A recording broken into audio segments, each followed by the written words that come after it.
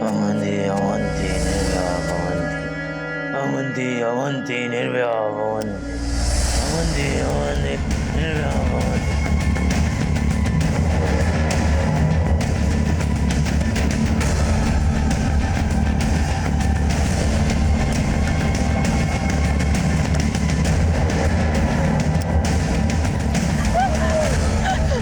मुझसे गलती हो गई, मुझे माफ कर दो।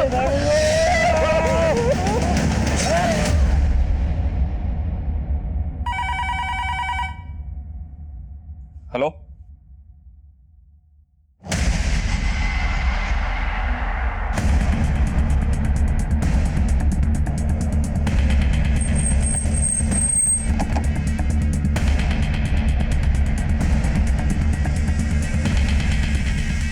सर बहुत ब्रूटल मर्डर है सर। गले पर और बॉडी पर शायद किसी नुकीली चीज से लगातार वार किया गया। इसकी कंडीशन देखकर लग रहा है सर कि शायद इसके साथ रेप भी हुआ हो। सर इसके पास से आईडी मोबाइल पास कुछ नहीं मिला। अब या तो इसको लूट के इरादे से टारगेट किया गया या फिर इसकी पहचान छिपाने के लिए ऐसा किया गया। इसकी पहचान पता करो, इसके फिंगरप्रिंट्स आधार कार्ड के डेटाबेस से मैच करो और बड़ी पोस्टमार्टम के लिए भिजवाओ। सर मामला सिर्फ लूट का नहीं है राणा।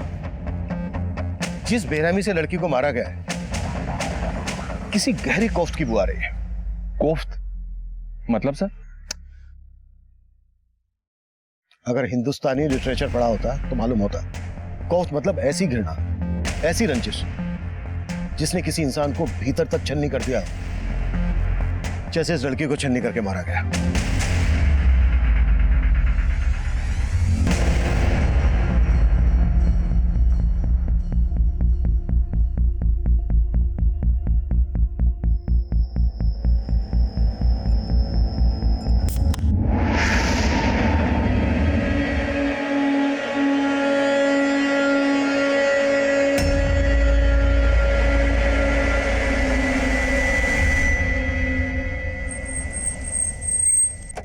नमस्कार, मैं senior inspector Abhimanyu Jindal, crime petrol Dastak में आप सभी का स्वागत करता हूं। आज जो केस मैं आप लोगों के सामने रखने जा रहा हूं, यह केस पिछले साल मेरे पास आया था। उस वक्त लग रहा था यह महज एक मर्डर केस है, लेकिन इस केस की तह में कई गुनाहों के राज छुपे थे। इस केस में जिस लड़की ने अपनी जान गंवाई थी, हम उसकी पहचान पता कर रहे थे, लेकिन इस केस में कई चेहरे ऐसे भी थे जो हमारी नजर से कोसों दूर थे। अफसोस ये था कि उस दूरी को तय करने के लिए हमें कई गुनाहों के अंजाम देखने थे, क्योंकि इस केस में कोई एक नहीं बल्कि कई विक्टिम थे।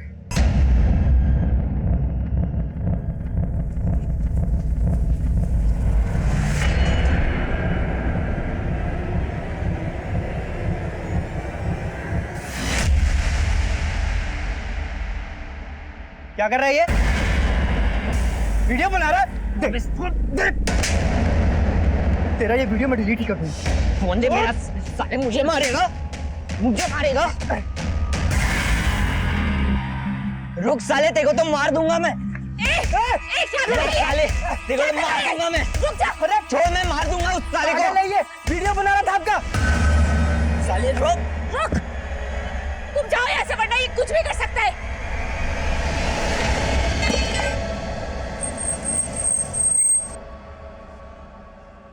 सर, जिस लड़की की लाश हमें नेहरू विहार के पास मिली थी, उसकी पहचान हो गई है।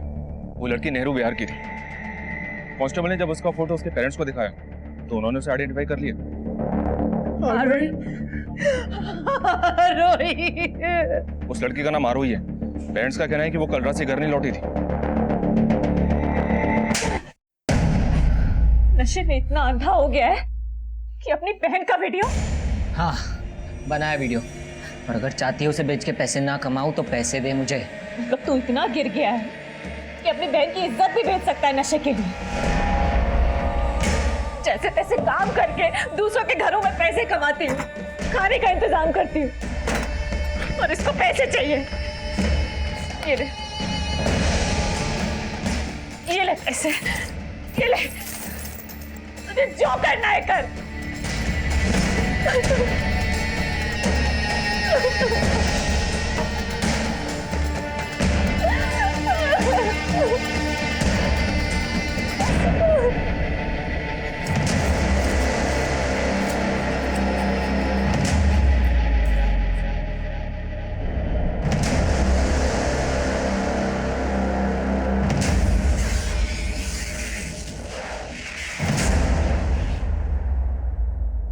आप लोगों की या आरोही की किसी के साथ कोई दुश्मनी थी?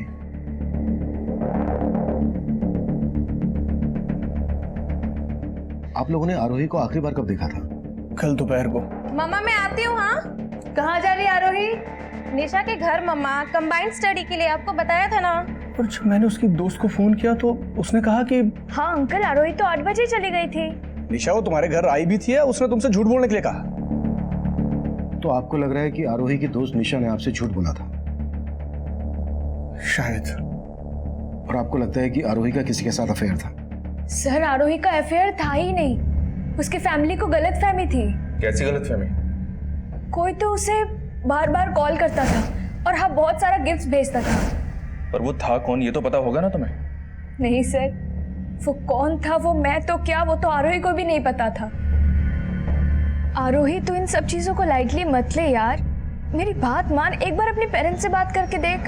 कोई फायदा नहीं है यार, उल्टा वो लोग मुझे ही गलत समझेंगे। उसके पेरेंट्स ने कभी उस पर ट्रस्ट किया ही नहीं और उसके फादर का नेचर बहुत ज्यादा अनोइंग है। वो अपने आगे किसी की नहीं सुनते। कहीं ऐसा तो नहीं है कि निशा जानबूझकर उस लड़के के बारे में हमसे छुपा रही है?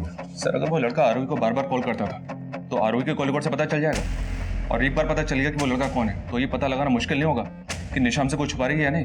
करेक्ट। आरोही और निशा दोनों के बारे में सब कुछ पता करो। हो सकता है निशा उसके बारे में जानती हो लेकिन किसी वजह से छुपा रही हो।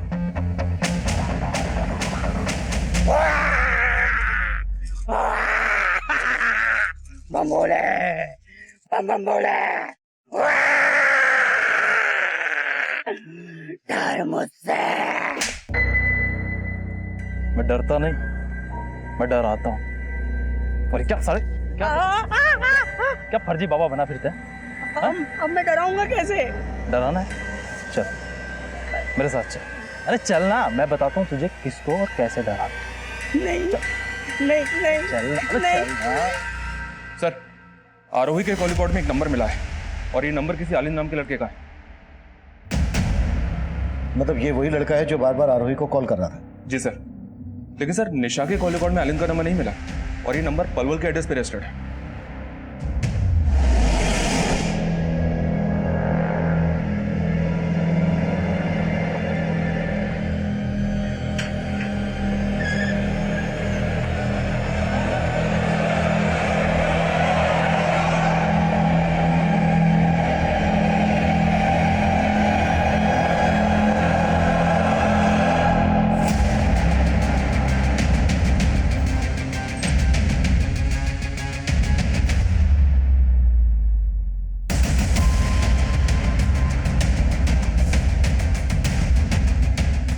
हाँ राना बोलो। आलिंद के घर पे तो ताला लगा है सर। मतलब उसका आरोही के मर्डर से कोई ना कोई कनेक्शन जरूर है, इसलिए फरार हो गया। उस तक पहुंचने की कोई लीड? आलिंद के आसपास में इंक्वायरी की तो पता चला उसके आगे पीछे कोई नहीं है, लेकिन एक बात है सर, आरोही का मर्डर हुआ 4 दिन पहले और आलिंद का घर पिछले 2 महीने से बंद है। लेकिन आलिंद का फोन आरोही के मर्डर वाली रात तक फरीदाबाद में एक्टिव था और उसका घर है पलवल में। मतलब पिछले 2 महीने से वो फरीदाबाद में रह रहा था। मामला कुछ अटपटा लग रहा है।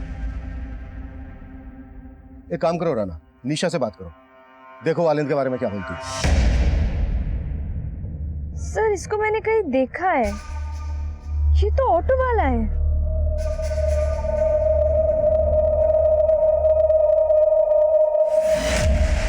ऑटो वाला?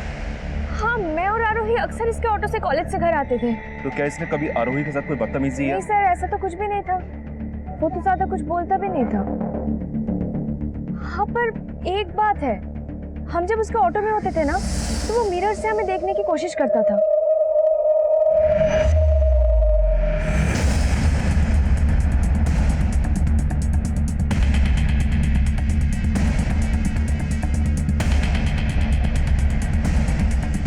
सर फरीदाबाद के ऑटो स्टैंड पे हमने आलिंद के बारे में पता किया।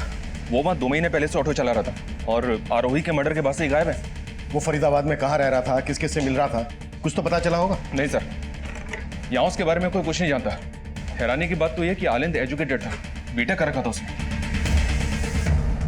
पलवल से पढ़ा लिखा लड़का जिसका पलवल में अपना खुद का घर था, वो फरीदाबाद में ऑटो चलाए। ऐसा कोई पागल प्रेमी कर सकता है। ये जरूर आरोही से एक तरफा प्यार करता होगा और उस रात इसने आरोही से अपने प्यार का इजहार किया होगा। और मतलब सर वो कोफ्त इस सरफराज गालिन की थी। कोफ्त जब प्यार मोहब्बत की हो तो कभी कभी उसके साथ जुर्म भी दस्तक देता है, और ये दस्तक आरोही को रोजाना मिल रही थी। चूक आरोही के माता पिता से भी हुई थी और आरोही से भी हुई थी। ये चूक क्या थी, क्यों हुई थी, ये एक बड़ा सवाल था। इसका जवाब उस वक्त हमारी सोच से परे था। उस वक्त हम आलिंद को ढूंढ रहे थे और तभी एक साथ कई और अपराध इस केस की फहरिस्त में जुड़ने को तैयार खड़े थे। सुनिए, आपने मेरे भाई जग्गी को देखा क्या? भाई देना यार। ये चाहिए। जा पहले पैसे लेकर। भाई बोलता हूँ ना, अगली बार दे दूंगा पैसे। पहले पैसे लेकर आ। बोल रहा हूँ ना, अगली बार दे दूंगा पैसे तेरे को। बोल रहा हूँ ना, अगली बार दे दूंगा पैसे। देना यार। भाई मेरे को क्यों नहीं दे रहा है तू? देना यार। अबे रुक तो। मारेगा उसे, मर्डर बनेगा। मुझे मार, मार मुझे। चल यहाँ से। सर, आरोही की पोस्टमार्टम रिपोर्ट हमारा अंदाजा बिल्कुल सही था। इसका रेप भी किया गया था। पोस्टमार्टम रिपोर्ट के हिसाब से 9-10 सूत लंबी लोहे की कील जैसी किसी नुकीली चीज को इसकी बॉडी में 5-6 इंच गहराई तक बार बार घोंपा गया। मौत की वजह एक्सेसिव ब्लीडिंग। 9-10 सूत मोटी नुकीली चीज, ये ऐसा क्या हो सकता है जिसे मर्डर वेपन बनाया गया? बोला दूं क्या साहब?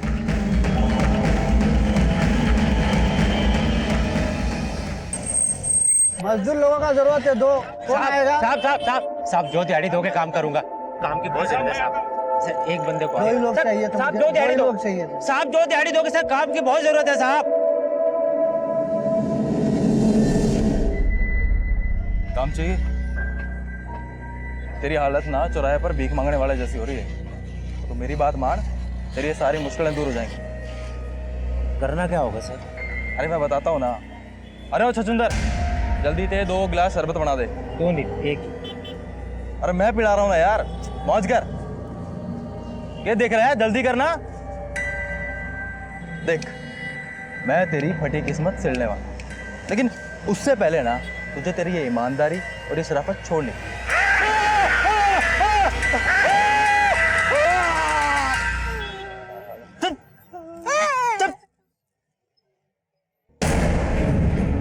देख, इतना से कुछ नहीं होगा, ठीक है?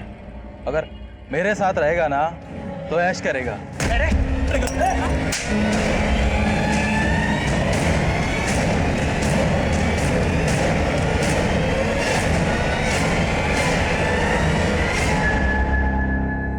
आरोही की बॉडी पर जिस मोटाई का घाव थे,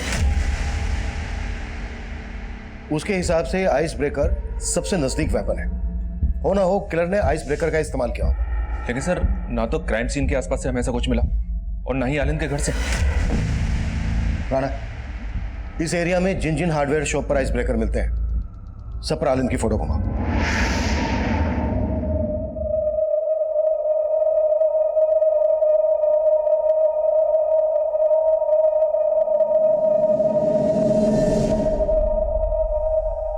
ये झूठ मूठ का दुखी होने का नाटक मत कीजिए। सब आपका दोष है। आपने कभी मेरी आरोही पे भरोसा नहीं किया। वंदना, मैं मानता हूं मुझसे बहुत बड़ी गलती हो गई। गलती? अरे मेरी आरोही नहीं रही, और ये गलती नहीं गुनाह है। सिर्फ वो लड़के ने नहीं मारा मेरी आरोही को, उसकी मौत के जिम्मेदार आप भी हो। वंदना, आप भी हो।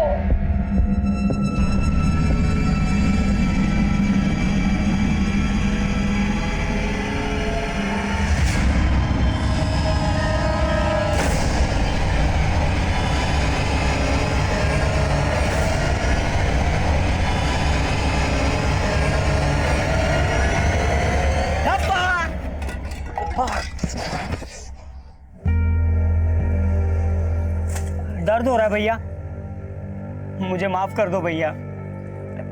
सारा खाना गिर गया, घर में फूटी कोड़ी भी नहीं है। पर वो लंबरदार तो आपको काम दिला रहा था ना भैया। नंबरदार अच्छा आदमी नहीं है, उसके साथ नहीं करना काम हमें। कहीं ना कहीं से पैसों का इंतजाम हो जाएगा, तू परेशान मत। पैसा है हमारे पास भैया। आज बहुत बख्शिश मिली मुझे, सबको मैंने बहुत हंसाया, बस आपको दुख पहुंचा दिया।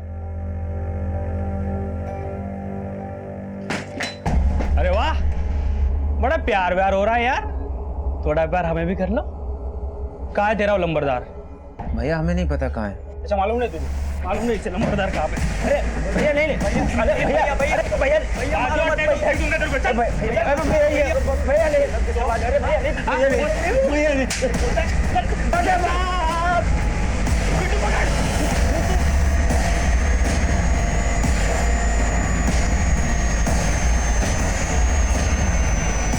डरो मत भैया, मैं हूं ना।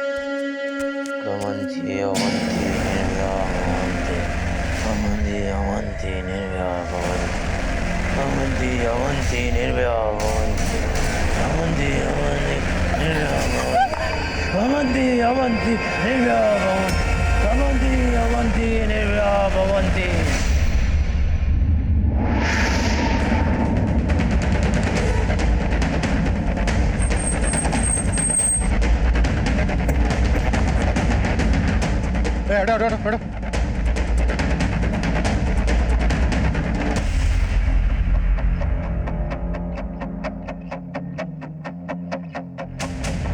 सर इसके पॉकेट में तो कुछ भी नहीं। लेकिन मारने का तरीका सेम है जैसे आरोही को मारा गया। इसे भी किसी पतली और नोकीली चीज से घोप घोप कर मारा गया है। सर यहाँ भी उसी तरह का बियर कैन मिला है जैसा आरोही की लाश के पास से मिला था। मतलब साफ है आरोही और इसका किलर को एक ही है।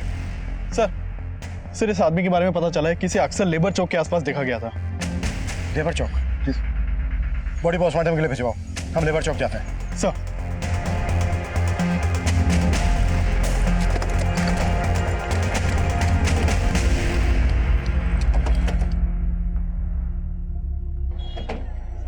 देखो आसपास पता करो, कोई जानता है क्या? इसको पहचानते हो क्या?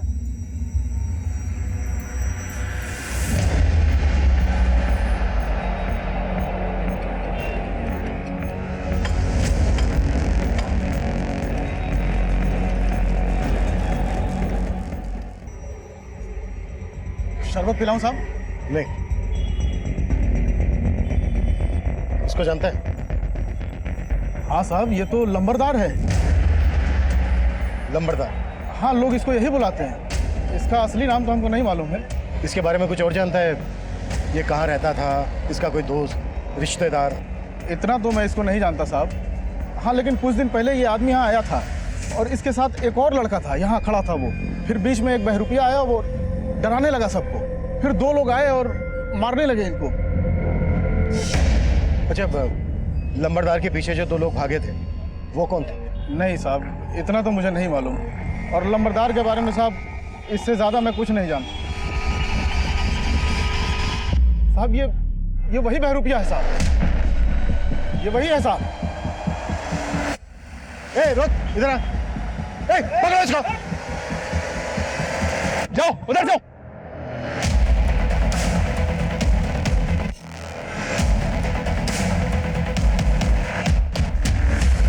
उधर तो नहीं मिला। तुम्हें मिला क्या? नहीं साहब, हाथ नहीं लगा, पता नहीं कहाँ गायब हो गया। राना, इस बहरूपिया का हमारे लिए मिलना बहुत जरूरी है। इसे हमें देखते ही भागना शुरू कर दिया था। मुझे लगता है लंबरदार के मर्डर से इसका कोई ना कोई कनेक्शन जरूर है। और पता करो आरोही और अलन से इसका कोई कनेक्शन है क्या?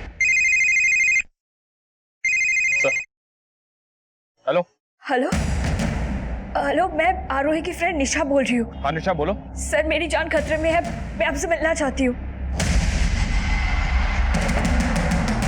सर, यही वो जगह है।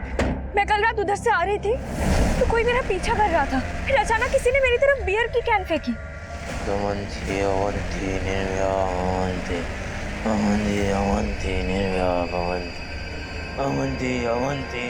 सर, किसी तरह मैं जान बचा के घर गई, वरना वो मुझे भी मार देता। कौन था वो? ये आलिंद? नहीं पता सर, मैंने उसका चेहरा नहीं देखा। हो सकता है वो आलिंद है, पर सर वो जब मेरा पीछा कर रहा था ना तो कुछ अजीब सा श्लोक बोल रहा था वो। श्लोक? कैसा श्लोक? कौन सा श्लोक? कुछ समझ नहीं आया, कुछ तो अजीब ही बोल रहा था वो। सर मुझे लगता है जो आरोही को मारा है वो मुझे भी मारना चाहता है। प्लीज सर मुझे बचा लीजिए सर। निशा तुम बेफिक्र रहो, हमारा एक कांस्टेबल तुम्हारे साथ रहेगा, तुम्हारे घर के बाहर भी रहेगा। Thank you so much sir. पैसे खत्म हो गए तो घर याद आ गया। तेरे चक्कर में मुझे अपनी जिंदगी बर्बाद नहीं करनी है। अरे तुझे जो करना है कर, लेकिन जा तू। अरे नहीं चाहिए ऐसा भाई।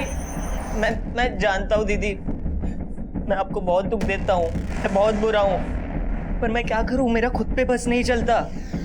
मैं बहुत बुरा हूँ दीदी, मैं बहुत बुरा हूँ। मुझे मारो, मारो दीदी, मुझे मारो दीदी, मुझे मारो, आप मुझे मारो, मारो दीदी, मुझे मारो। क्या कर रहे हो ये? संभालो अपने आप को, सब ठीक हो जाएगा। नहीं जाने दूंगी मैं, नहीं जाने दूंगी जंगे। दीदी मुझे जाने दो, नहीं जाने दूंगी। मुझे जाने दो दीदी, जंगे मुझे मत रोको दीदी। नहीं जाने दूंगी अंदर। मुझे जाने दो दीदी, मुझे जाने दो। चल अंदर। मैं जानती हूँ तेरा तुझे बस नहीं चलता है, पर सब ठीक हो जाएगा। तू समझता क्यों नहीं? मैं तुझे इस बार नहीं जाने दूंगी, नहीं जाने दूंगी।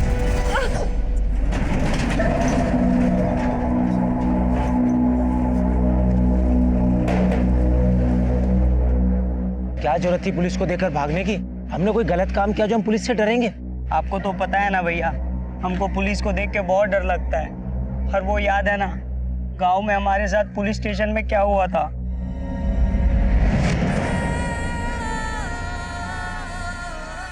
दीदी मुझे माफ कर दो, मुझे माफ कर दो दीदी, गलती हो गई। मुझे माफ कर दो दीदी, मुझे माफ कर दो दीदी, मुझे माफ कर दो, मुझे माफ कर दो दीदी, मुझे माफ कर दो, मुझे माफ कर दो दीदी, मुझे माफ कर दो। क्यों मार रहा है? मुझको क्यों मार रहा है? मुझे मार दे, मुझे मार। ये ले, इसे मार दे, मुझे मार दे, मुझे।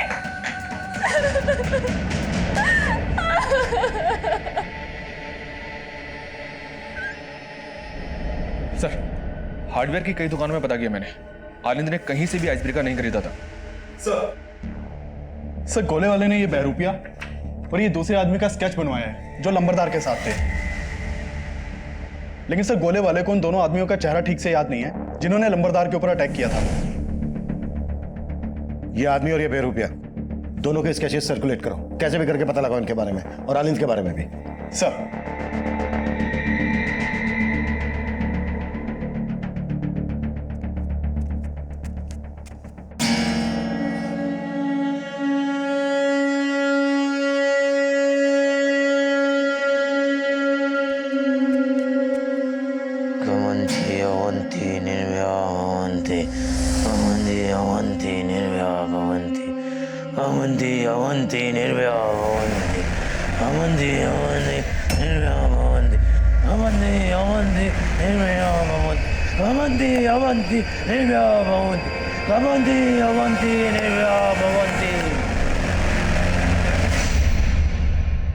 सर, लंबरदार का असली नाम रघुवीर है। हिस्ट्री शीटर था ये, चोरी के केस में 2-4 बार अंदर भी जा चुका है।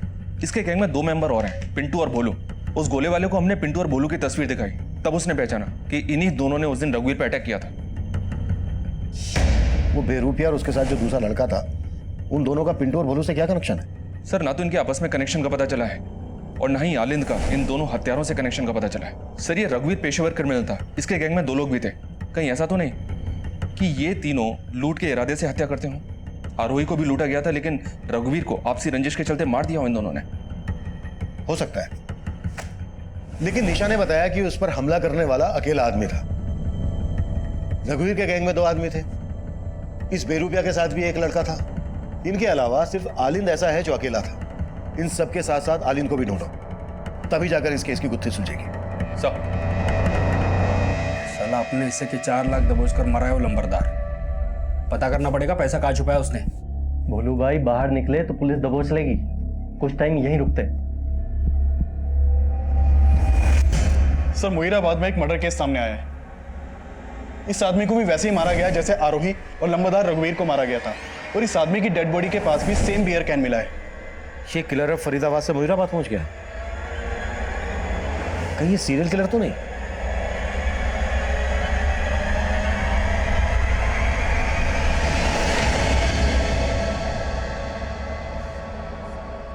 शाना सर, इन तीनों मर्डर्स में एक चीज कॉमन है। क्या सर? ये देखो, इन तीनों के पैर में काला धागा बंधा है। ये बात हमने पहले नोटिस नहीं की। इसका मतलब किलर विक्टिम्स के पैर में पर्पसली काला धागा बांधता है। करेक्ट। इन तीनों मर्डर्स का किसी ना किसी तंत्र से कनेक्शन जरूर है। हो सकता है तीनों विक्टिम्स का किसी तांत्रिक के आना जाना हो। शाना एक काम करो, आरोही के पेरेंट्स से फिर से बात करो और पता करो कि आरोही का या उनका किसी तांत्रिक से कोई कनेक्शन है क्या।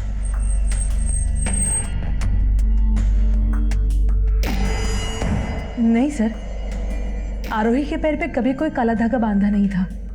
और हमारा और आरोही का कभी तांत्रिक के पास आना जाना नहीं रहा। Excuse me. हाँ सही, बोलो। सर, उस बहरूपिये के बारे में पता चला है। वो अपने भाई के साथ एक झोपड़पट्टी में रहता है, लेकिन अभी दोनों भाई घर पे नहीं है। ठीक है।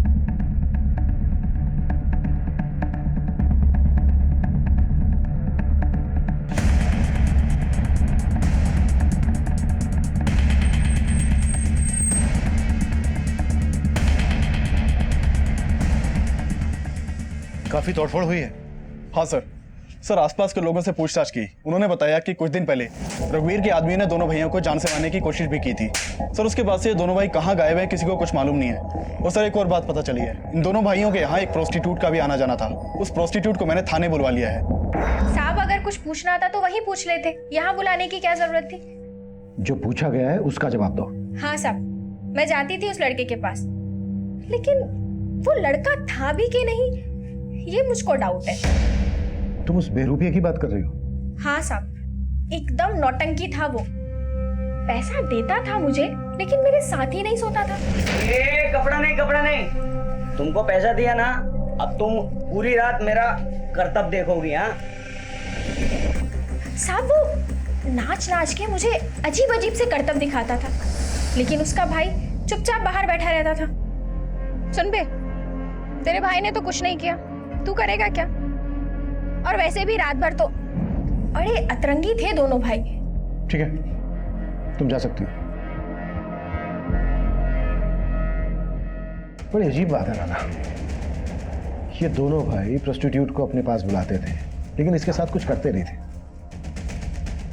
जबकि आरोही के साथ रेप हुआ था।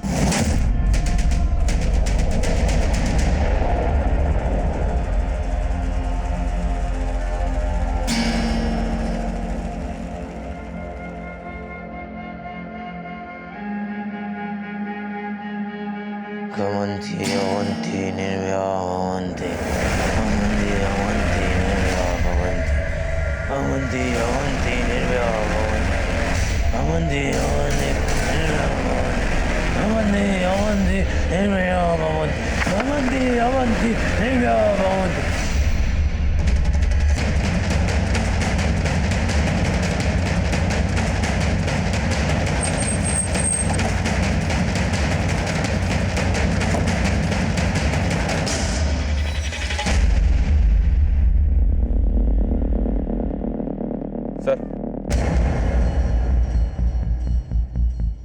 पहले दो मर्डर फरीदाबाद में, पिछला मर्डर मुनीराबाद में, और अभी एक मर्डर पलवल में। मोडस ऑपरेंडी भी सेम ही है सर। बॉडी के पास बियर की गेंद और पैर में काला धागा बंधा है।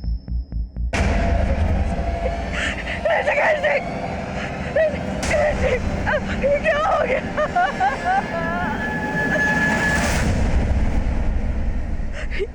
ये मेरे पति है, वो अक्सर रात को लेट घर आते हैं। आपके पति की किसी के साथ कोई दुश्मनी थी? नहीं।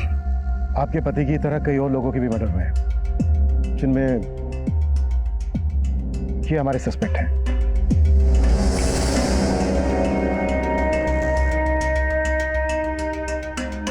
इनमें से आप जानती किसी को?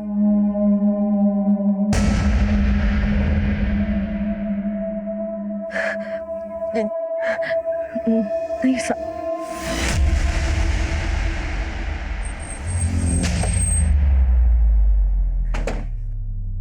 राना, मुझे लग रहा है वो औरत हमसे कुछ छुपा रही है। मतलब सर आप कहना चाहते हैं कि वो इन सस्पेक्ट्स में से किसी न किसी को जानती है?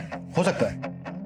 आई थिंक वो किसी डर की वजह से छुपा रही है। उस औरत और उसके पति के बारे में सब कुछ पता करो। सर ऋषिकेश के मर्डर से पहले तक हम ये मानकर चल रहे थे कि ये केस किसी सीरियल किलर से जुड़ा था, जिसमें तंत्र मंत्र, प्यार मोहब्बत सब एंगल्स नजर आ रहे थे। पर उन हत्याओं के पीछे एक कोफ्त, एक रंज थी, और ये कोफ्त और ये रंज किसकी थी ये हम उस वक्त नहीं समझ पा रहे थे।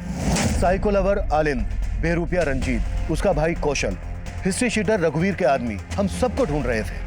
लेकिन उन हत्याओं का मकसद क्या था, उन्हें अंजाम तक पहुंचाने वाला कौन था, ये तब एक बड़ा सवाल बना हुआ था।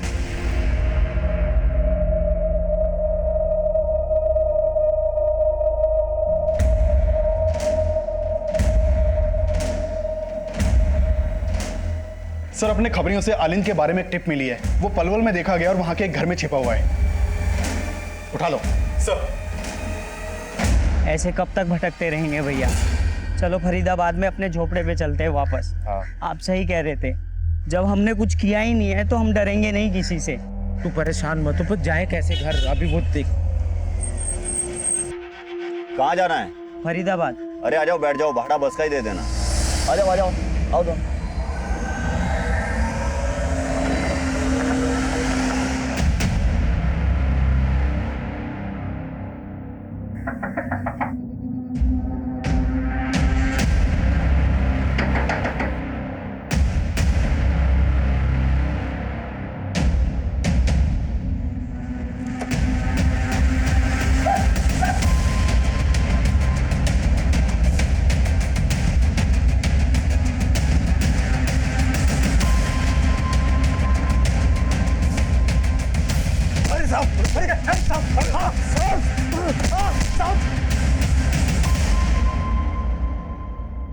तू ना मेरी समझ में नहीं आ रहा है। तूने बीटेक किया, बीटेक करने के बाद रिक्शा चलाने लगा, और ये मंत्र मंत्र कहां से सीखा तूने? कौन सा मंत्र साहब? अब बोल। मैं तो आरोही के लिए पागल था साहब। उसको देखने के लिए ऑटो चलाने लगा, उसको फोन करके गिफ्ट देके उसका हाँ का इंतजार करता था साहब। लेकिन वो साहब मैं डर गया था साहब, डर गया था। मैं जानता था कि आप लोग मुझे ही पकड़ोगे, लेकिन मैंने मर्डर नहीं किया साहब। नहीं बोलेगा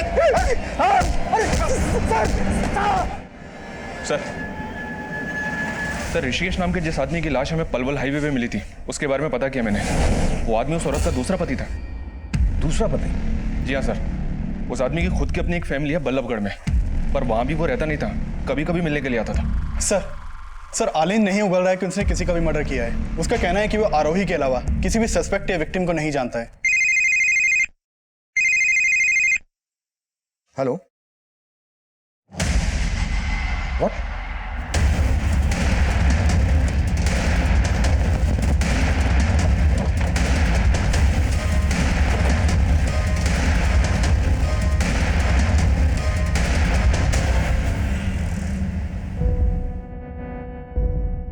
सर ये देखिए, ये तो वही बेरूपिया लग रहा है, और ये भी उसी मोडस ऑपरेंडी से मारा गया है। लेकिन इसके पैर में काला धागा नहीं है। सर कहीं ऐसा तो नहीं किसी ने इसका मर्डर करने के लिए उस किलर की मोडस ऑपरेंडी का इस्तेमाल किया? हम तो अब तक इसी को सस्पेक्ट मानकर चल रहे थे। अब इसका मर्डर किसने किया होगा? इसे और इसके भाई कौशल को रघुवीर के आदमी मारने आए थे। कहीं ऐसा तो नहीं है कि कौशल का भी मर्डर हो गया? आसपास चेक करो, कुछ मिलता है क्या? मैं तब तक ऋषिकेश की बीवी से मिलकर आता हूं।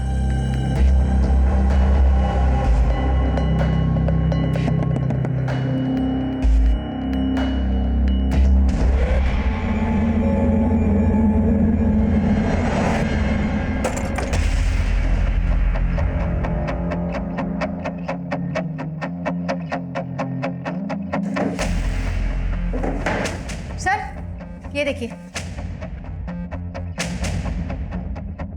सर जो औरत इस घर में रहती थी वो ऋषिकेश के मर्डर के बाद से ही गायब है, और पड़ोसियों से पता चला है कि वो बहरूपिया और उसका भाई दोनों यहाँ आए थे। वो दोनों इस औरत से मिलने ही आए थे। क्या कनेक्शन हो सकता है दोनों का इस औरत से? सर लोगों को उन दोनों के बारे में कुछ पता नहीं है। ये आदमी इस औरत का पहला पति होगा और ये दोनों इसके बच्चे। रतन फोटो स्टूडियो, बल्लभगढ़ का एड्रेस है। तू मां नहीं है, तू लायर है टायर। तेरे पास नहीं आना चाहिए था मैं।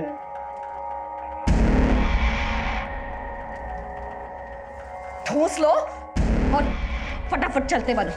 तू मां है हमारी, तू हमसे? मां नहीं हूं मैं तुम्हारी। तुम दोनों मेरे दुश्मन हो, दुश्मन। फटाफट खा के निकलो यहाँ से। नहीं जाएंगे जब तक हम तेरे उस नए पति से नहीं मिल लेते। तेरी वजह से ऋषिकेश जी, तेरा छोटा बेटा भी तो मरा है वहां। रंजीत के लिए आंसू नहीं निकले तेरे। बोल मुझे, बोल।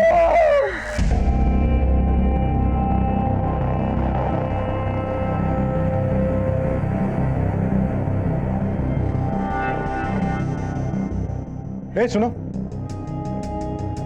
जी साहब। ये होशियार का घर है ना? हाँ साहब, घर तो यही है, लेकिन उसका तो काफी टाइम पहले मर्डर हो गया था।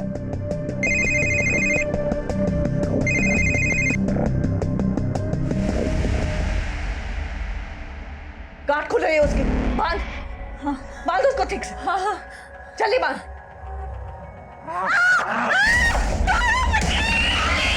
मैं खोलती हूँ तुझे। छोड़ छोड़ छोड़ दियो, ये देख छोड़ दिया, छोड़ दिया। साहब यही है रश्मि का घर।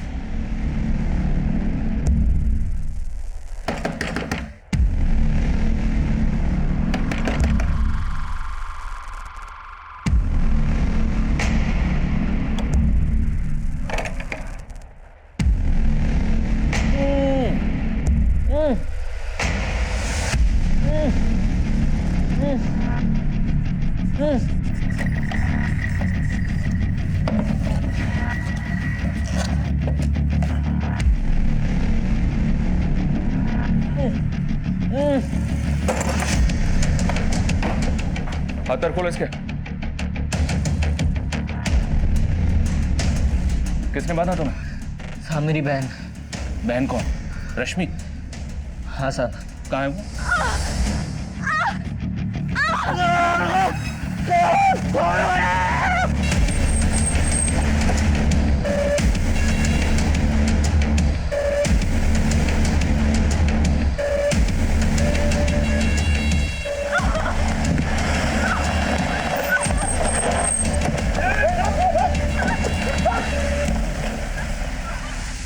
इसने मुझे 2 बार विधवा बनाया। पहली बार अपने सगे बाप होशियार जी को मार डाला, फिर ऋषिकेश जी को भी मार डाला। लेकिन रंजीत को कौशल ने नहीं मारा था, उसको ऋषिकेश अंकल के बेटे ने मारा था, बदला लेने के लिए। कहाँ जाना है भाई? छोड़ दूं?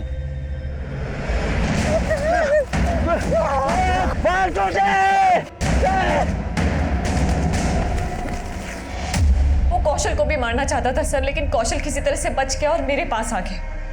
कौशल और उसके परिवार से रिश्ता क्या है तुम्हारा? सर हम दोनों बचपन के दोस्त हैं। मुझे नहीं पता था सर कि वो रंजीत के लिए इतने सारे लोगों को मार देगा।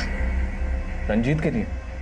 हाँ, मैंने रंजीत के लिए अपने बाप को मारा था। मैंने उस लड़की को भी मारा। उसने और उसके दोस्त ने मेरे भाई को।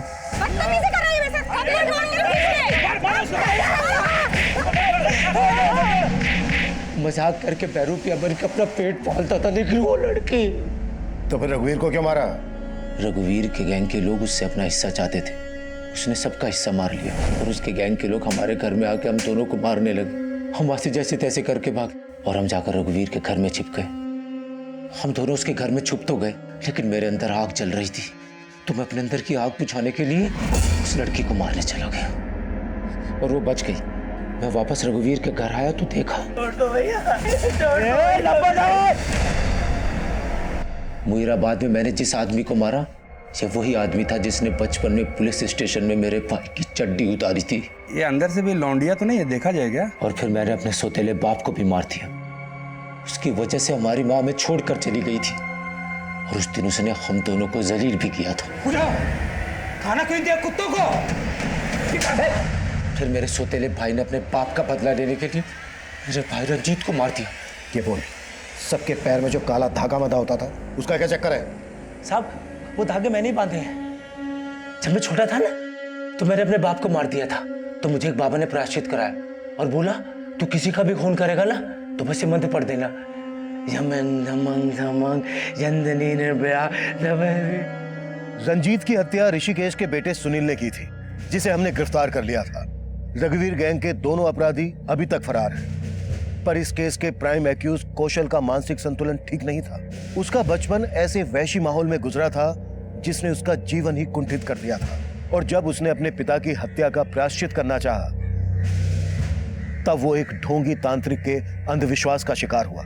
इस केस की इन्वेस्टिगेशन के दौरान हमें रश्मि पर हुए अत्याचारों का पता चला और अदालत के फैसले पर रश्मि के भाई जग्गी को रिहैब सेंटर भेज दिया गया। अब मैं सीनियर इंस्पेक्टर अभिमन्यु जिंदल आप लोगों से विदा लेता हूं। आपसे फिर मुलाकात होगी एक नए केस के साथ। देखते रहिए क्राइम पेट्रोल दस्तक। मकसद बताना नहीं, बचाना है।